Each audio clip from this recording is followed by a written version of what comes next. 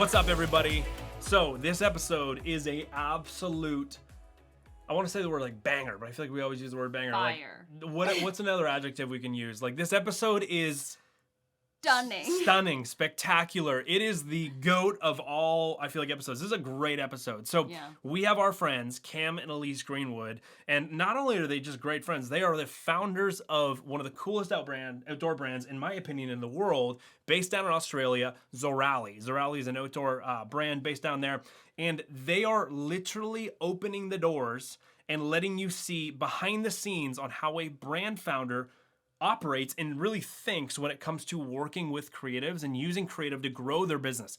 If there is one episode that's going to help you grow in becoming a brand creative, a creator that works with brands successfully, this is a phenomenal episode. We talked about so many different things, but first, we actually know them.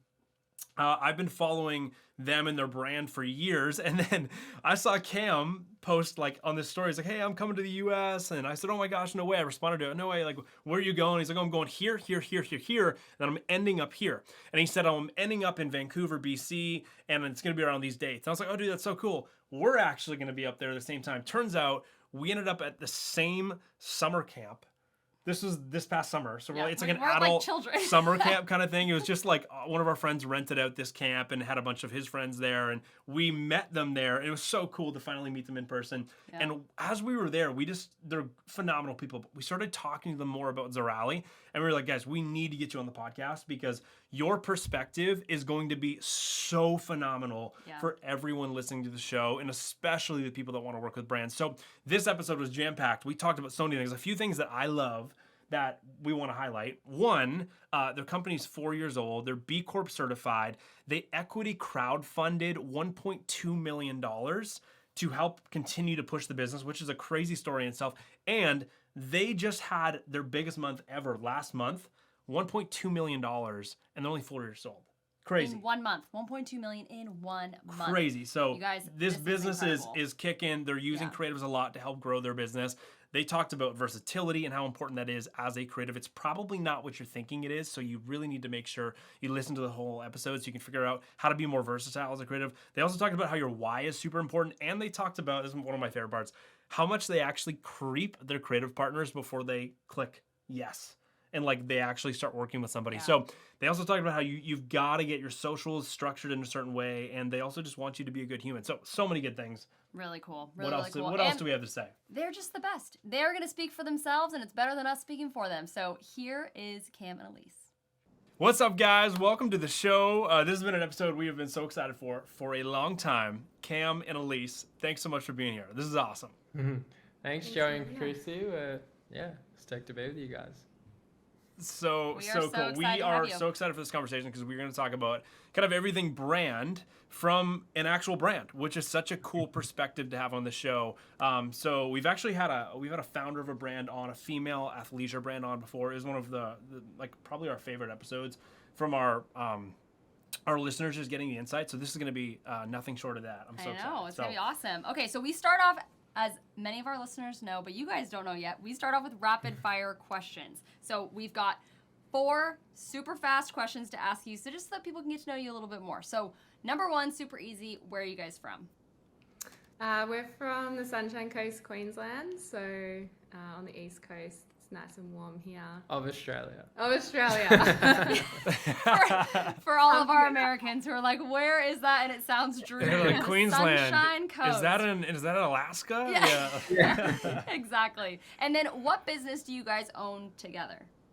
We own the outdoor brand called Zorali, and we've been going for 4 years, and it's all about getting people outside, and we do that through our range of outdoor gear and apparel.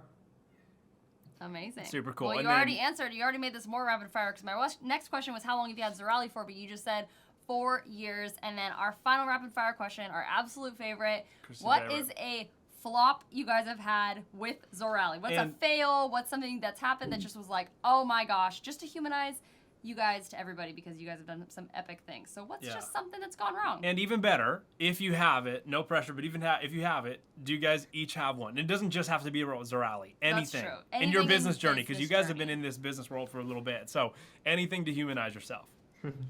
I think like the first one that comes to mind was when our very first range of Zorali, we were on a really tight deadline. So we chose the colours for our range, and rookie error, we didn't get the samples first. I'd worked with this particular colour before, so I was like, it'll be fine. And then our bulk production comes in, and it's literally this like, it was meant to be this like beautiful brown colour, and it came like this pumpkin spice orange, and we were like absolutely mortified. So our very first range kicked off with this pumpkin coloured sweater, but that was a steep learning curve. It was pretty much this colour. Oh my God. Funny Yeah, that's different than like a nice soft brown. Yeah, the next year, like, you know how they have like Pantone of the year or whatever, that colour got chosen, and it became so popular. So really, we're actually ahead of the trend. We like to tell ourselves. You're ahead of the curve. You're ahead of the curve. And then just for that, clarification for everybody who's listening, to just be the middleman in between American culture, North American culture, even European, and then Aussie culture. When you say range, you mean like a collection of clothing, like a drop, correct? Yeah. Okay, cool. Yeah. Nice. Cool. You can imagine, like, our range was tiny to start off with, so this was a really big deal. It was a bold.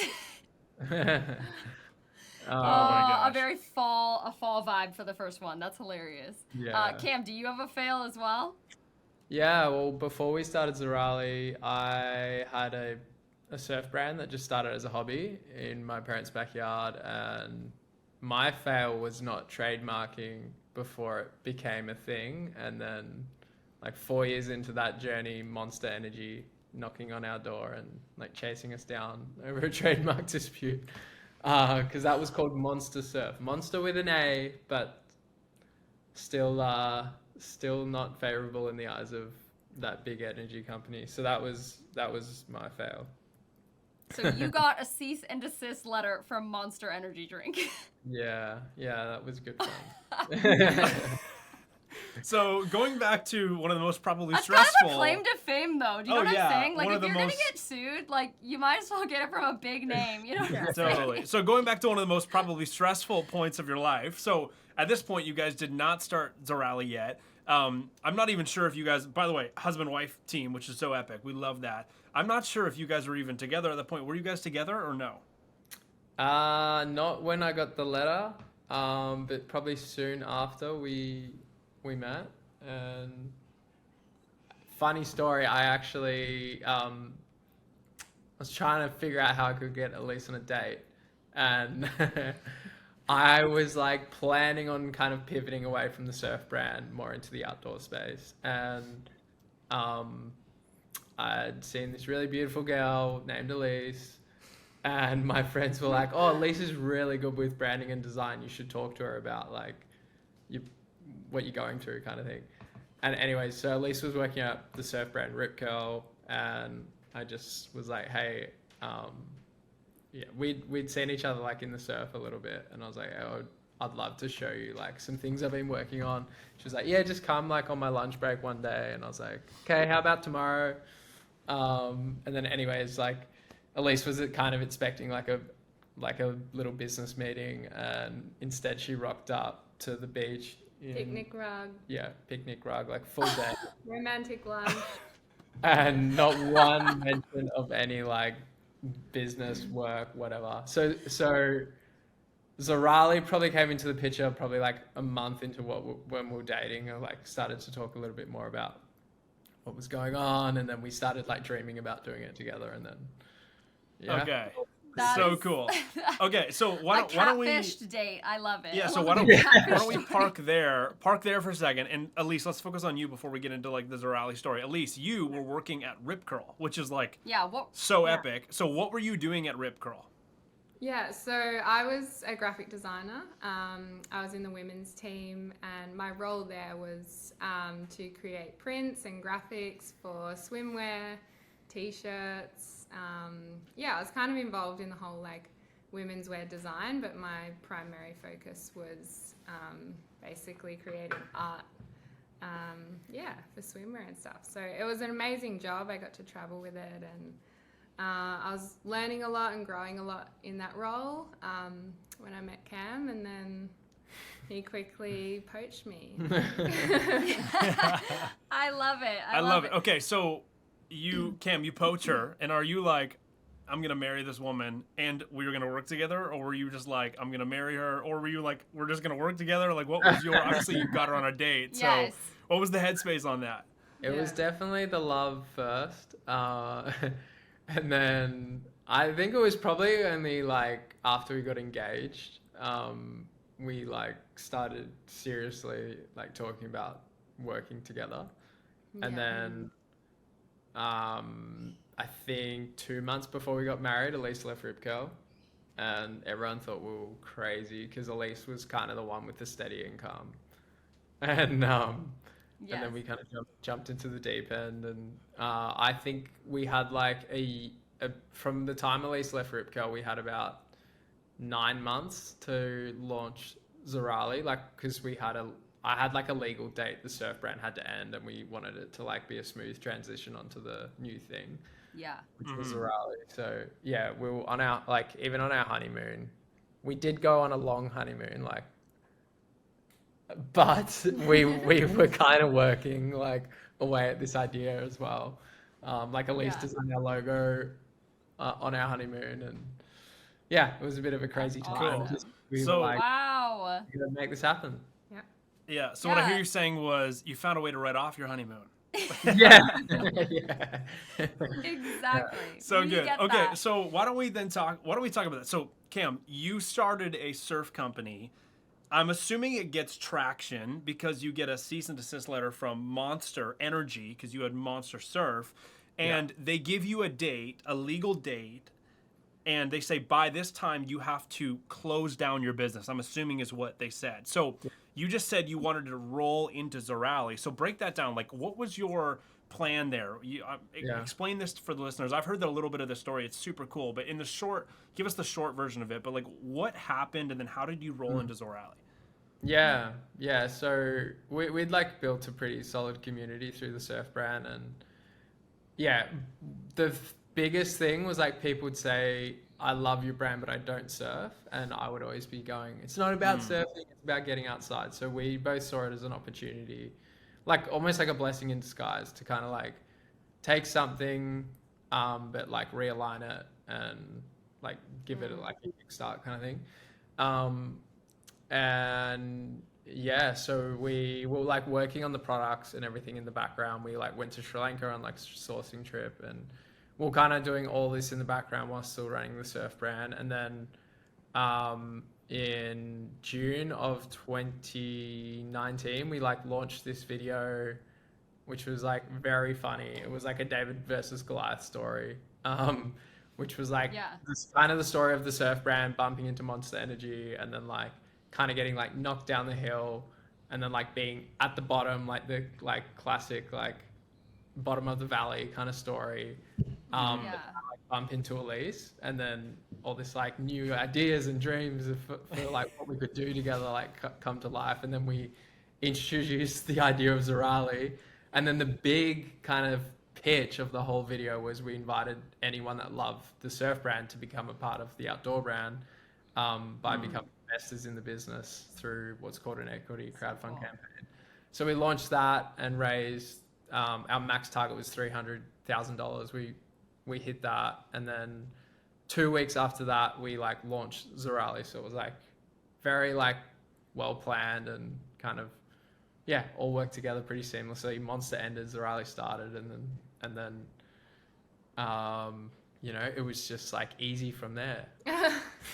Not at all. Hey, as he says, rolling his eyes. As it always is. Okay, so that story sounds like a chick flick too. I feel like this could be a movie. That was like very romantic. Yes. I think all the girls were listening, just being like, Elise oh my is gosh. just glowing in the bottom of the valley, Elise and Cam just sees being the her. new growth Yeah. of Okay. this So business. I think there's something important here, because hearing that story, that is a very insane story. Like, I couldn't imagine going through that. Like, I've built a few businesses now. We've built a couple of businesses. I can't imagine some of them getting like targeted by such a big brand like this and effectively being shut down if you don't come up with a new way to like rebrand and kind of, you know, squirm out of it. So what what in you caused you to go, I'm actually going to continue to do this. We are going to pivot and we're going to plunge forward, because I'm sure that was, one, devastating. Everything you'd built had to vanish. And two, I'm sure there was a lot of fear of like, well, gosh, like I've got to kind of restart, or I've got to do this, or this is a big switch. Are people going to move with us? Like, talk me through that, because I feel like on a smaller scale, we all experience that on a smaller scale, whether you're dropping a new campaign to try and book more weddings, whether you're trying to even reach out to a brand for the first time and you're super nervous and then they decline you, they don't even answer you. Like, for everyone who struggles with maybe even some of the smaller tasks in business where they feel like they came to a closed door, what advice do you have for them as someone who came to a massive closed door, call it maybe a tunnel that collapsed, and you were like, shoot, and then you dug yourself a new way? Like, how did you do that? What was going through your head at the time? Bring us to that. Yeah, well, Elise, I remember this one moment when we were kind of weighing up our path and our options and what we wanted to do for work and all of that. And it was kind of like we were, like on a trail with like just fog ahead of us. We had like some ideas, but we had like no clear path. And when we were talking about like whether like Elise really wanted to leave Ripka and we really wanted to like take a big risk and dive into this thing together. I remember Elise said to me like, Cam, we weren't created to be comfy. And that was like a real big, like, I feel like that was kind of the moment that like set us on our path. And I think like we, weighed up that like more conventional path of just like keeping a steady job versus chasing something that you're really passionate about. And we kind of both were just like, we're young, we don't, really have any responsibilities at this stage of our life. Like, let's go for it.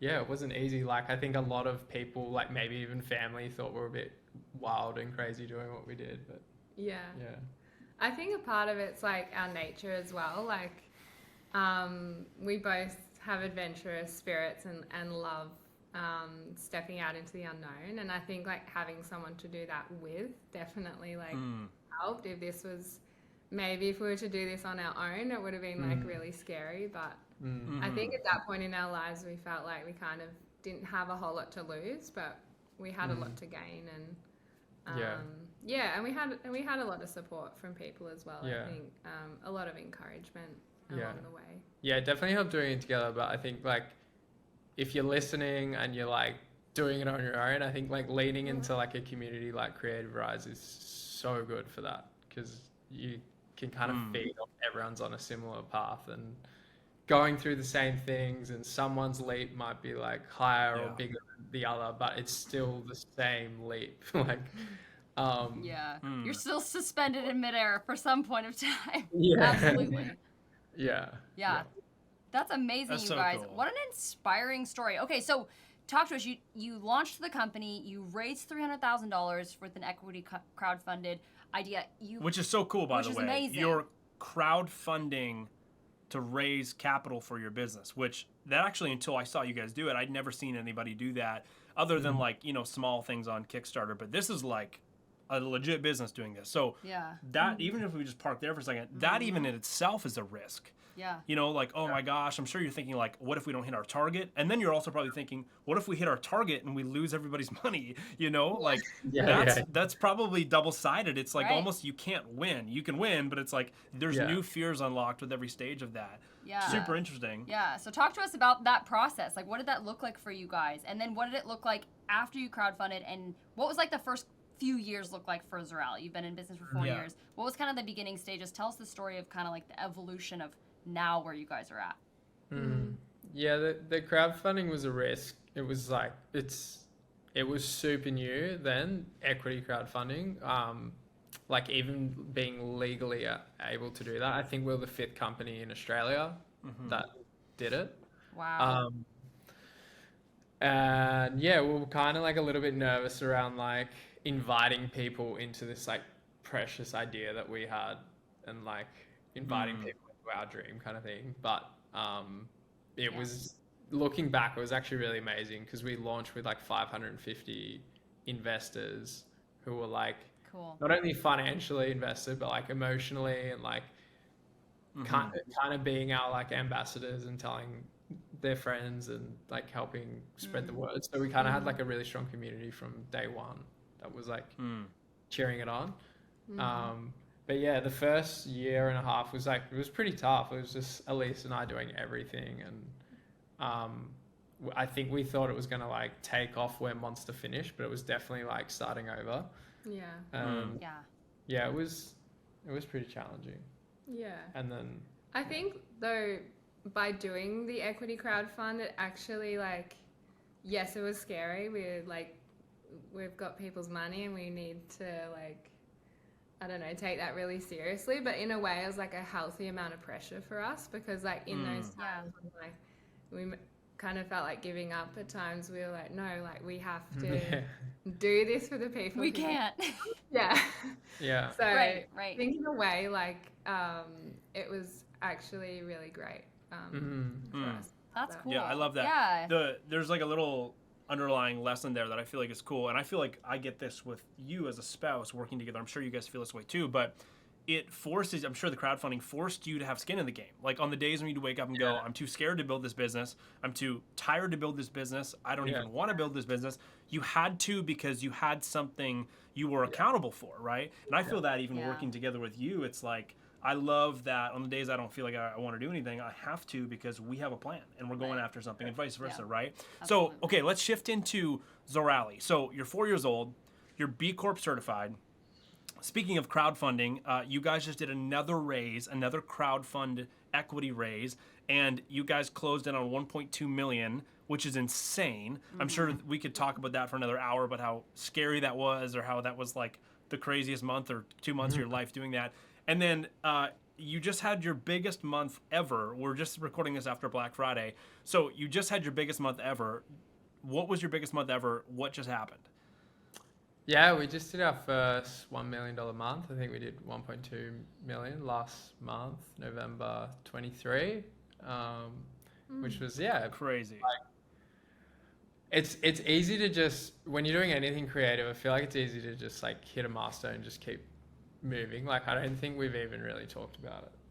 Like, besides talking about it.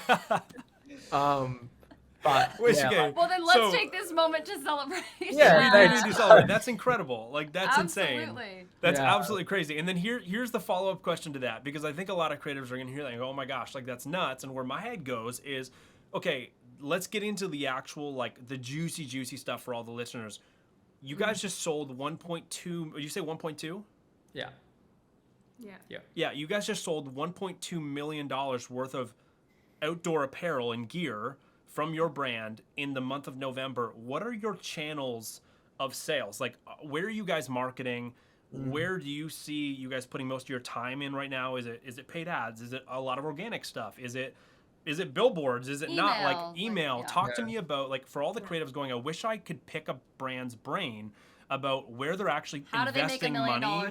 How do they make $1 million a month? And how can I, as a creative, help them make even more money doing what I do, photo, video, and all that stuff? Where are you guys actually putting your focus? Yeah. I'll take this one. I think, well, primarily paid ads at the moment. As a small brand, like, we want to be everywhere, but we have to work within our own capacity. So our primary source is paid ads, and then like we do a fair bit of organic through our socials and things like that, and trying to work with creators where we can. Email's also a really big one that we're leaning into. There's like a lot of opportunity there, so they're kind of our main ones at the moment. Being like an online brand, like obviously people discover us digitally, so that is like Facebook, Instagram are like kind of main channels for that, and it's all like our new customer acquisition is all driven through Facebook, Instagram, Google, and then we have a fair bit of organic. And that, I guess, we've even got like a Facebook group that like drives a bit of organic, where it's just more like people kind of sharing their where Zorali's products took them on their adventures. Yeah. That's sweet.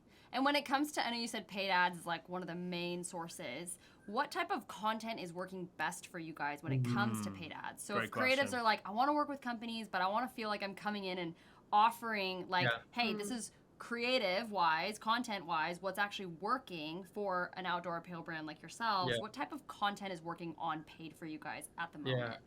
Probably our favorite piece of content that a creator could ever give us is like a really authentic review of a product. And that tends to work really well on ads because it has that authenticity, and it doesn't, especially if like we haven't like sought out the creator and briefed them, and it's been more like a bit more organic in the relationship, like, hey, like, I love your product, like I want to review it out here. It's like they already kind of have the connection there. It's not like we're telling them like, we want you to make this video about this and this is why it's great. It's already like, they already know why it's great. And I think that comes off a lot more authentic. And because it has that authenticity, then tends to perform better on ads for us. And then we, like, completing that circle, will probably lean into that like creator more, because that it's like a really authentic relationship. So that's definitely like our favorite. Like, even like we do a lot in house, but I feel like that type of content is the best.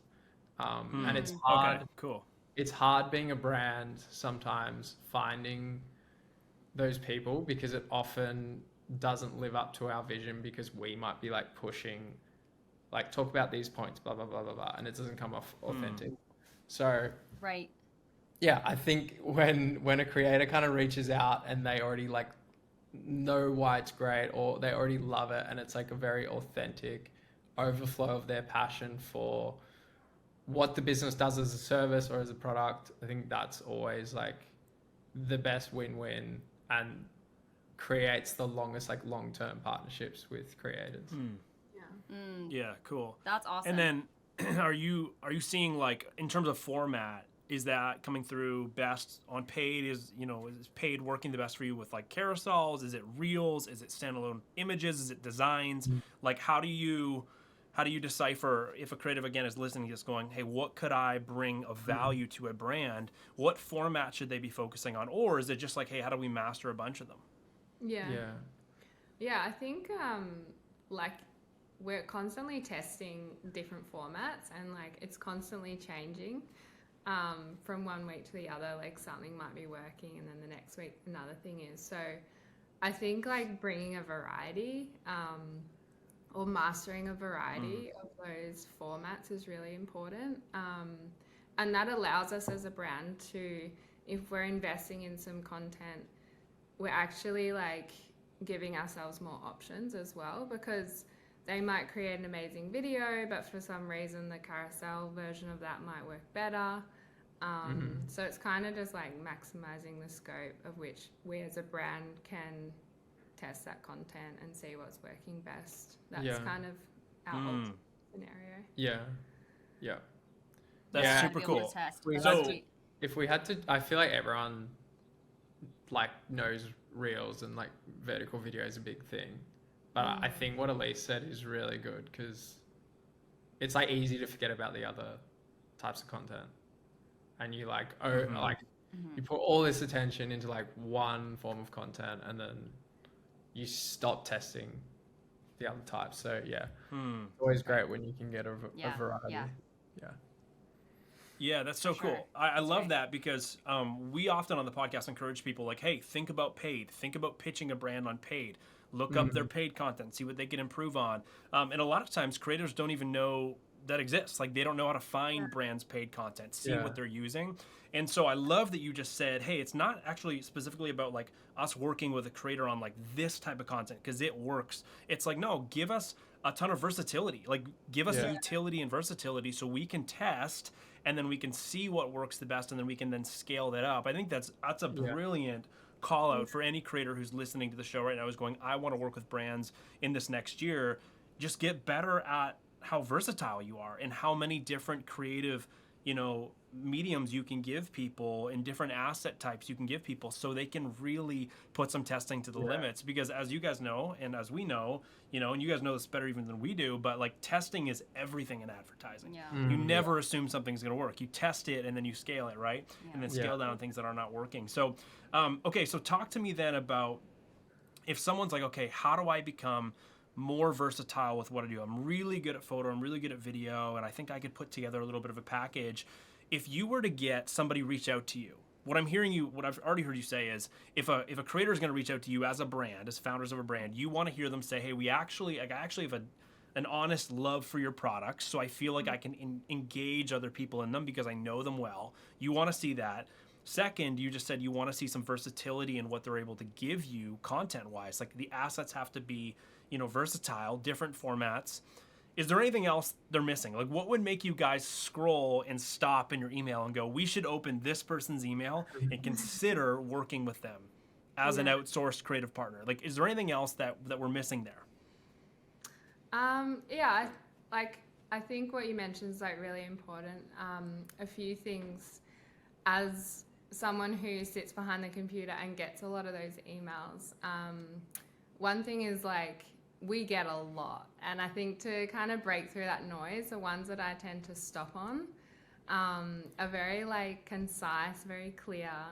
The person understands who we are as a brand. They understand, they've communicated in their pitch that they get our brand mission, and I think that's really important.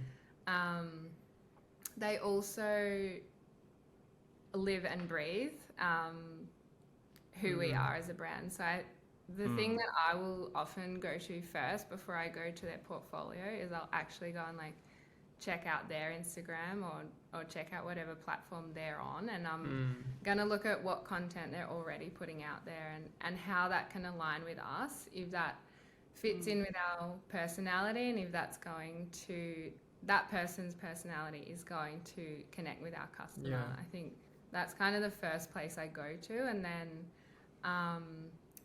what they can bring to the table is, I think if they can understand like how as a brand digital advertising works for us, that is like a huge win, because then they know kind of, I guess, what content we're looking for. We don't necessarily need this like amazing like portfolio of images. Like what we actually need is that content that's going to be authentic and to be versatile, and something that we can put across like multiple platforms and really like utilize that. Did you have anything to add?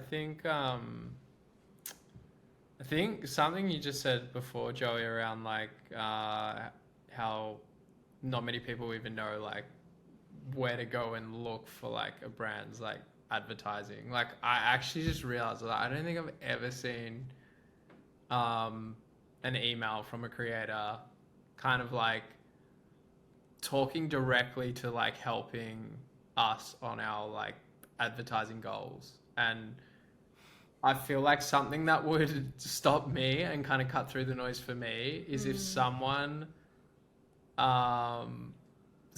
had like what Elise is talking about, like it's very authentically connects with our brand, but they like have something around like they've been on our Facebook ad library. So if you're listening, like what the heck is a Facebook ad library? You can Google Facebook ad library, type in Zorali or whatever brand, and find the page, and it'll come up with like every ad they're running.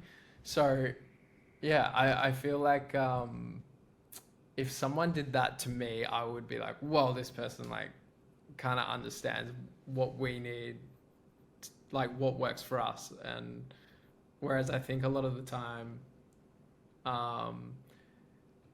if something comes in and it's like what Elise said, like it's often good if it's concise, because we get a lot of them and it's like often hard to kind of read through stories and things like that. If something was, because the other thing that I feel like can be time consuming is like looking at the creator's content and then trying to understand if it would adapt to our ads. But if they've already kind of done the work in looking at what style of ads we have running, and then can be like, hey, I liked what you did with this ad. I could do this in this way, like replicate it here. I feel like that would really help, because it kind of would take that part out of the equation for us.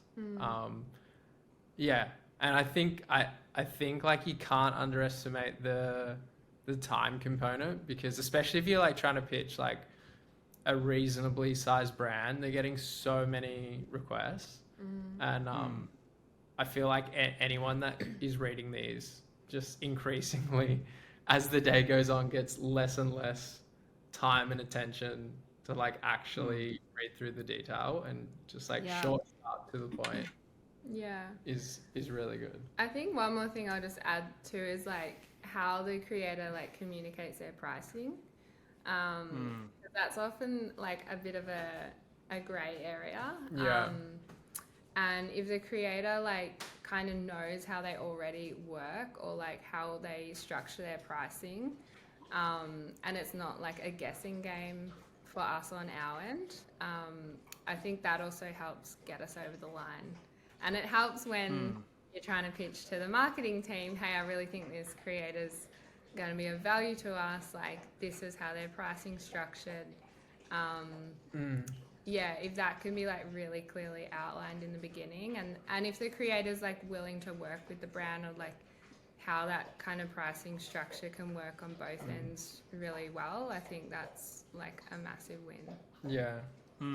It's kind of funny talking to you guys, because Joey and Christy, you two are like giving the creators the strategy to make the most money they can from us, and we're like on the side trying to be like, hey, we're trying to put together a win-win. Here's the thing: we want people to make great money, but we also want to have them make great money for the company. So we were like, hey, let's figure out how to get it so strategic that it's not just like, here's a whole new portfolio of the one burnt orange jacket in a million different spots, but instead, let's make something that's actually going to sell really, really well. So then it's like, oh, of course we're going to work with them. Look how much money they made us because of their content. And I love, Cam, when you were talking about the Facebook ads.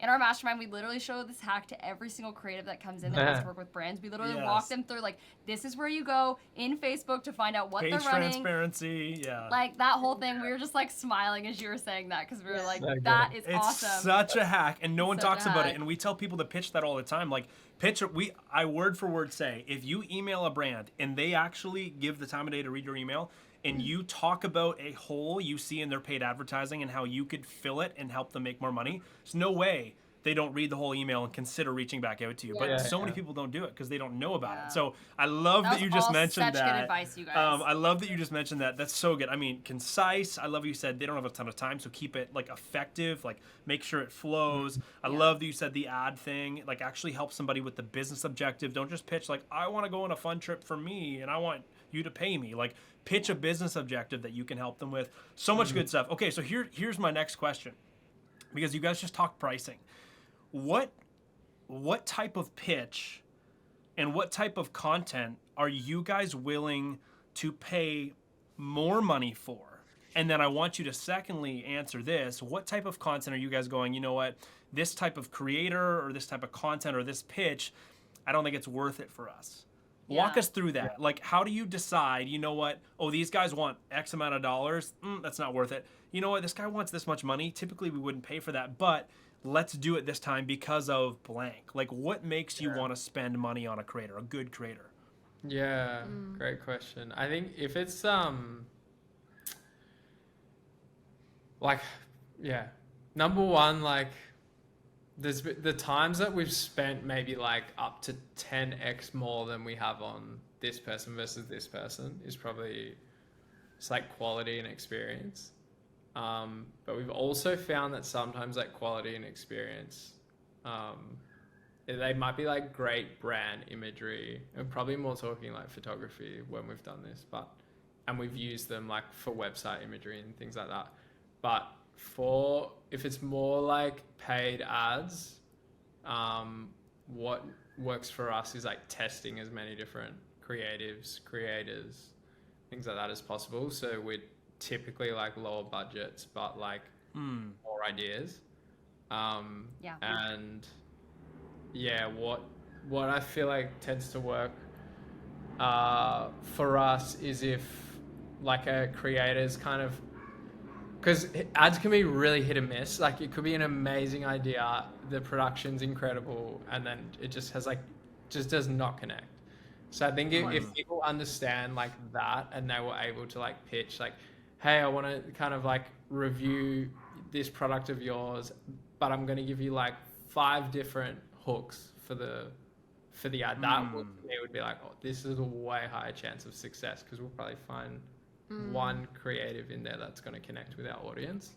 So just kind of like understanding that, I feel like helps. Yeah, that's brilliant. It's a lot to do with risk, I think. Like the creators that we've probably spent the most budget on are ones that we have actually worked with before.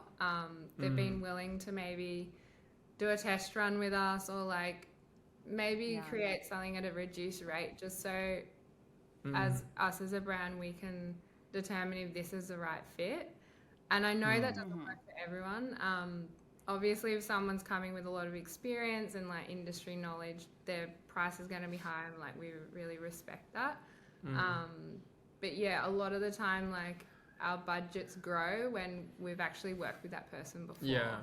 And we're like, that worked last time. Yes, like we're happy to invest in that again. Yeah. And we know we're going to be able to utilize the content, but there's nothing worse than like taking a big risk as a small brand and investing deep into an initial project, and then like that content just like bombs and doesn't get used. So it's always for us like weighing up that risk. Can we like start off a little bit smaller with this person and see if it's going to work, and then let's grow from there. Probably the ones that like don't make it across the line are the ones that do come in like quite heavy handed with the project that they have in mind, and the budget's like huge, and for us it's just like too much work, like too much risk. So I love that. I love that it's about building a relationship, right? It's not just like a one and done, like this is what happens, but getting your foot in the door is often doing something for free, like a test run you're talking about, or doing something reduced, or doing something small in order to eventually work up to having a relationship where maybe they are getting the responsibility of these larger campaigns, these larger, advertising spots, all of that kind of stuff. I think that's super important for people to hear, because there are creatives that are like, no, this is like my price, and this is what I'm doing, and this is how many images I'm going to do, and nothing's changeable. But if you're not flexible, don't expect to work with brands for very long, because that's not how it works. It's a lot of like, because again, I think a lot of people don't realize, like from your guys' side, like every dollar really counts, and it's not just like throwing money everywhere, right? It's like everything's very, very important, so that managing that risk, like a creator is a part of that. So I think building that trust in a relationship is super important. So that's really, really good. Okay. I want to wrap up with this. Oh, go ahead, Cam. One thing that people talk a lot about in like the brand space, and it's like lifetime value. And it's like, all right, like some brands might be like, I'm happy to break even on a new customer because we believe our product's so good they're going to come back X amount of times, and their lifetime value can grow. And I feel like that conversation is like similar for the creator, where we've had times where someone might have been like willing to just find like a bit more of a win-win of like maybe their expectation of budget was here, we only had this, and we've like met in the middle somewhere. But then we're like, oh, wow, their work was actually amazing, and then we've worked with them like over the course of 2 years, like and counting. And that, like, I guess it's like the opposite for the creator. It's like that lifetime value with the brand, For sure. like can grow.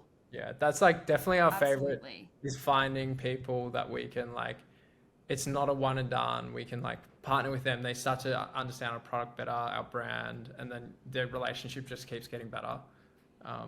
So, That's awesome. Super important. Yeah. That's great. I love that. Hey, little business talk for you. Creatives, pitch these guys on, I can help you increase the LTV of your business, you know? they just No, rip but off the whole seriously, thing. like, that's genius, right? Like, the LTV, the lifetime value of a customer, is so important because that is obviously what your brand lives and dies on, because that's how you hinge all your marketing on. It's the same thing. I love, Cam, that was a brilliant point. I love how you just flipped that and said, hey, creatives, you need to be thinking more long term. Like, what is the lifetime value of this brand partnership, and how do I really help onboard it properly? Maybe it is, as Elise said, a reduced deal, or maybe you're doing something for free. And it doesn't mean that you always have to give, like, hey, I'm going to shoot an entire 3-day campaign for you for free. But maybe you just like, hey, this is typically what I would do for X amount of dollars. I'll scale it down. Let's scale the deliverables down, and I'll do this for you for this reduced rate, or I'll do this for free. And that way you guys can work together. And also what I love about that was you guys are saying live right now that you are expecting that as you work with a creator, especially if they give you a reduced rate down the road, that there's opportunity for their price to grow as trust increases and as the value of what they're giving you increases. And I think a lot of times creators don't want to do things for free, or they don't want to do things for cheaper because they think they're stuck. Oh, if I ever do it for cheap, the brand's never ever going to want, actually pay me my full price. And I love you guys just said that's not true. If the bond is there, if the content works, if there's versatile stuff in it that helps you guys make more money, you guys are, again, as Elise said, you're more willing to take a risk, because it's quite frankly less of a risk now because you know what they do converts, which is so important. Okay, so let's wrap up with this. Really this has been such a fun episode. I want you guys to take just like 40 seconds here or a minute here. I want you to describe, for everybody who's still going, okay, I'm loving this, I really want to get better at working with brands, I want to pitch my first brand, or maybe someone's going, I want to pitch my first 5-figure deal, I've been working with brands for a while. Describe the perfect content partner that you guys would love to work with, and let's leave everybody with that. Like, what does everybody listening to this episode who wants to work more with brands need to do to their work, or what do they need to become? Do they need to be on time? Like, how does their communication have to be? Describe a few of those things, and we'll wrap up with that. Yeah. I'm gonna go first. I would say like one thing that I think is really underrated. I don't know, like we're probably like leaning into more like paid ads right now, because it could be like photography or whatever, but specifically if it's video, the importance of like the first 3 seconds. I feel like often creators can like, and I like love like high quality filmmaking and storytelling, and it's honestly a little bit sad that like the first 3 seconds is so much importance on it. But like we got a guy in our team who's like an incredible filmmaker, and he's just like first 3 seconds.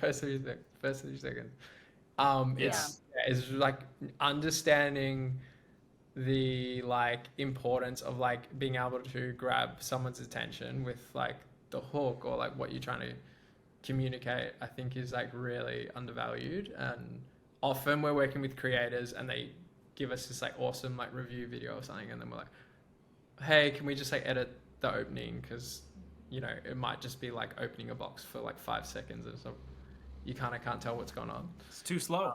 Yeah. So I think that's like just like a very like practical thing that I feel like if we saw someone on their feed, they're always like nailing the first 3 seconds in their videos. It's like they're going to be easy to work with. I think one thing that I really love when I engage with a creator is like seeing how they manage their own community, and like how they're engaging with their own audience. And if they are an amazing creator, but they also have a really engaged audience and they're connecting with their own audience really well, like that to me is like another, a massive win for both sides if, we can also connect with their audience, I guess. I love that. That's great. Yeah, and that's I think really, like because a lot of people don't put any time into their socials at all, and they are like, oh, it doesn't matter because I'm a brand photographer, and it's like, no, it does matter, and it will matter to brands that are trying to build community. If you can show you can build it, you can help them build it. I love, Elise, how you're just exposing how much you creep the creatives that are pitching you. Yes. Like, that's a great thing to think about, right? Because it's like when you go and you try and get a corporate job, the employer's probably going to search all your socials, your Facebook. They're trying to figure out who you are. Yeah. It's no different when you're pitching a brand to work with you, right? So Elise, I love how you expose that. Cam, what were you going to say? Yeah, I was going to say, I like seeing like if the like obviously our brand, any brand has a mission.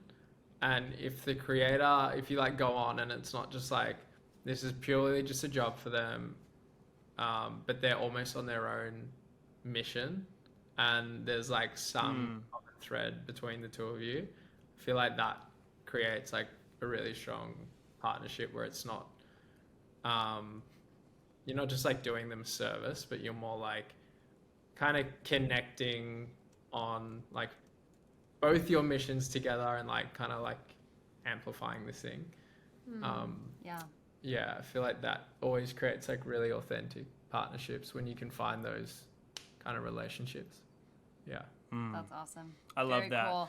Guys, this has been such a good episode. Yes. Our signature 2 questions at the end of every episode. Number 1, where can people find you guys if they want to follow along on your own story? And then where do they find Zorali? And what's your favorite current product that you're selling? Yes, pitch that as well. I want to hear from both of you. What's your favorite product? Oh, wow. So Instagram handle and favorite product. Yeah, Instagram. What's yours? Elise Greenwood underscore or something. Yeah. Mine's Cam Greenwood. And Zorali is just Zorali, Zorali. And if you want to check out our golden retriever, it is Coda the Adventure Dog on Instagram. Yes. He has. Heck yeah. He's not super active. We need to like. He needs to listen to this podcast. Yeah, get on it, Coda. Favorite product, I think, for me would be our Highlands 2-person tent. I feel like we just have had... I always like get really awkward when I'm trying to explain this because I say we've had the most fun in our tent and everyone gets weird. But I'm like, just the experience of being out in nature. It's a good... Hey. It's a good tent, healthy marriage. It's a great tent. Go buy one. Yeah. I love that so much. All right, Elise, what about you? My favorite product at the moment is our women's zip-off pants. They're just like super fun. Everyone gets around so them. Pairs well with the tent.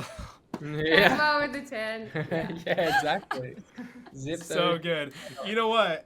Speaking of those women's zip-off pants, I actually get those ads all the time. And I'm always like, gosh, Zorali ads are so good. I'm not even a female and I want to buy these things. So great job, you guys.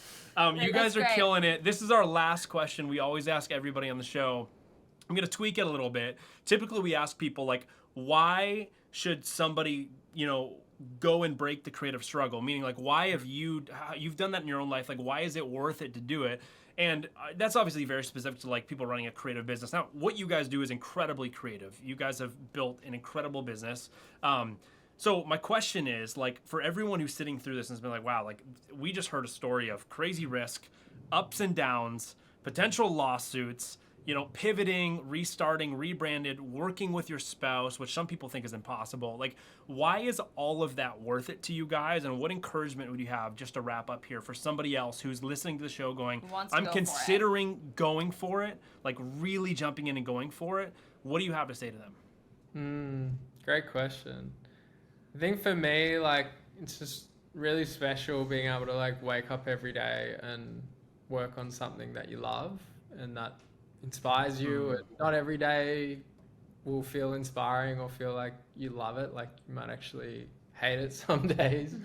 But but I think, just like, I mean, we don't really know that Wolf any different now, but it's just, I'm always like, if I feel like our work gets monotonous, I'm always just trying to like remind myself how like privileged we are that we get to like put our feet on the ground every morning and go do something and build something that we love, we're passionate about, and like we have like big dreams for.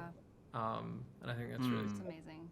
Yeah, I think with anything that you do yourself, it can be really tough, but it's also super rewarding. And I think giving your life purpose by doing something that you're passionate about. There's nothing greater than that, and it's an adventure. And I think, those ups and downs for us have been really worth it, because we can look back and see that we're living a life of adventure, and we don't really know what's around the corner, but to us that's the whole excitement of it. And we wouldn't have it any other. That's awesome. So cool. So good, guys. Well, guys, thanks for all this like super insider, like opening the door behind the brand and being able to say like, gosh, that was so valuable for every single creative listening. So everybody go follow them. Get the tent and the zip-off pants. We'll link everything they mentioned, their socials and the favorite products in the show notes. Yes, and so you guys just really appreciate having you on here. You guys are the best, and we love chatting with you guys. Yeah, great people, great friends. Thanks for being on the show. Thanks guys. Come hang in Oz soon. Wow, what an awesome episode with Cam and Elise. That was like so much gold. I hope you like took notes, because man, that was like literally a masterclass on how to pitch brands and how to work with brands and how to keep relationships with brands. Huge shout out to Cam and Elise. You guys go, seriously, Joey's been telling me about Zorali for like years now. And you guys, the products are insane. You're going to love it. So head on over to Zorali. Pick something out, a little Christmas gift to yourself or for someone else. Actually, Merry do Christmas. it for yourself. Do it for yourself.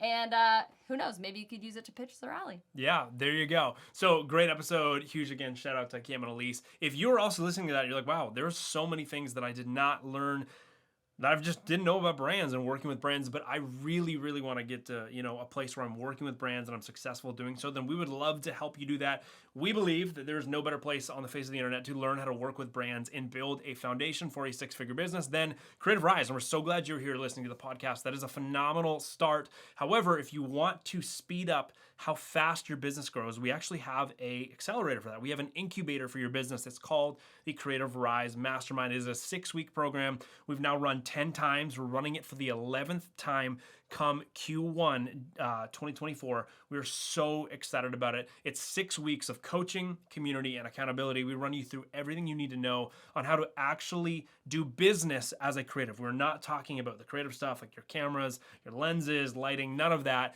You can figure that stuff all out. In fact, you might already be even better at that stuff than we are, but we're talking about how you can use that your art to actually become a product and learn how to make really good money doing it. So in order to grow your business, you have to learn business, and we'd love to help you do so. So we've had almost 300 people go through this over the last 4 and a bit years. It's been the thrill of our lives getting to help people build creative businesses. And if you're listening to the show, great. Keep listening to the show. If you're like, hey, I'm listening to the show and I want to go deeper because I really want to grow my business faster, then the Creative Rise Mastermind might be a great option for you. It sells out every time. So the best way to get more information on it is go to creativerise.com, and you can see all the info there. And you can also join the waitlist. If you're not on the waitlist, you're probably not going to get a spot because it sells out so quickly every single time. So the next one's coming in Q1 of 2024. So think like February, mid-February-ish. Spoiler alert a little bit there. But we were so excited. So go to creativerise.com, get on the wait list. Other than that, again, huge shout out to Cam and Elise Greenwood. You guys are legends. Cannot wait to see you when you come to Australia, actually in the new year as well. Woo. And without further ado, I keep saying that. Without further ado, the episode is done. The episode is over. I'm like really on that kick. I've like said it the last like 2 episodes. Without further ado, if you know anybody that would really benefit from this episode, please make sure you share it with them. Send it to them, and even better, if you post it on your Instagram story. Here's what I'm going to do. We haven't even talked about this. Let's just Venmo people like $5 for coffee. We'll Venmo people. We'll Venmo the first 4 people, or send you, if you're in Canada, we'll transfer you.